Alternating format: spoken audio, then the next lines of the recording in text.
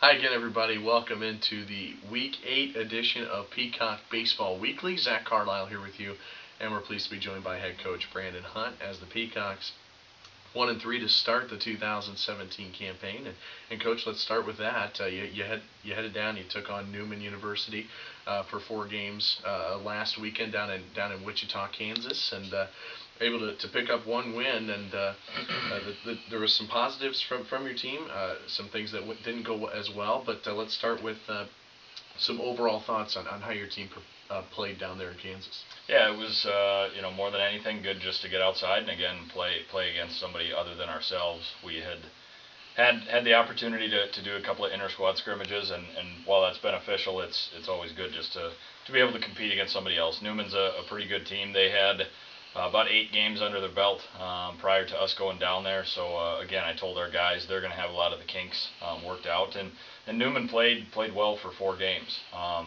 I was impressed with just our overall demeanor, the way that we approached the series. I thought we certainly did some good things. We swung the bats really well, which I was somewhat surprised with. Typically it's going to take the bats a little while to warm up, over the course of the season. But right away from game one, we smacked a couple of doubles and a triple right away in the first inning and got on the board, and it was good to see. And we were able really to keep that up through the first 3 games. Ended up just kind of running out of steam in Game 4 where the score got away from us a little bit. But offensively, I thought we really did some good things. Defensively, we had a couple of miscues, but for the most part on the weekend, we were pretty solid. And that's that's somewhat unexpected, just in the sense that we had not been outside a ton, fielding ground balls, taking fly balls, and the couple of miscues that we did have. In the middle of March, middle of April, by the time we've been outside for quite a while, I don't think those same mistakes happen. So, pitching wise, that was probably the biggest thing that coming out of the weekend. We need to get better at. Left way too many guys, or gave away way too many free passes over the course of the weekend, and against a good team like Newman, if you give them that many walks, hit by pitches, errors, all that sort of stuff, you just can't expect to win consistently. So the nice part coming out of the weekend, obviously, is that a lot of the stuff that we did wrong or poorly is stuff that we can change. Newman played well, but they flat out didn't outplay us. It was just a matter of a lot of the stuff that we did. We can clean up. So we certainly got after a couple of things though this week, and we're looking forward to the week ahead. You mentioned the offense being able to score some runs, pick up some hits. How'd you feel about the approach that you guys were able to have at the plate? You mentioned it being the first 4 games of the year. You don't see that very often. How'd you feel about the approach you guys took standing up there at the plate? That was probably the thing I was the most impressed with, is the amount of bad pitches that we did not swing at. I thought our guys did a really good job of getting themselves into counts where they can be successful, and we talked to them about that a lot over the off season. Is a lot of hitting and having success in hitting is putting yourself in a good position to have success, and not getting yourself into an 0-2, 1-2 count where you're going to be chasing a ball in the dirt. But for the large majority of the series, we put ourselves in good positions, and then at the end of the day, the toughest part for our guys were it constantly seemed like we were playing from behind. So when you're playing from behind, a lot of the times you start to try to do more than you should, but I thought our guys did a really good job of just keeping an up-the-middle approach and hitting a bunch of singles, and then we got a few big-time hits when we needed them to keep us in some of those games. So approach-wise, I was very pleased. Individually, some of the guys that you felt stood out through the first 4 games down there in Kansas. It took you a while to figure out exactly what lineup you wanted to put together out there. But what did you think of some of the individual performances? Throughout the first 4 games. You look at some of the numbers, and we had a lot of success on offense. Dom Hilsheim was certainly a guy who went down and had a really good first weekend. I think he's hitting close to 600.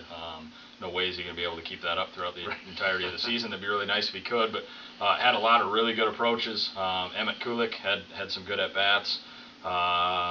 Anthony Calton, Luis Rivello, Alex George, Mitch Mosier, all the way through our lineup, we really had a lot of really good at bats and some clutch hits in certain circumstances.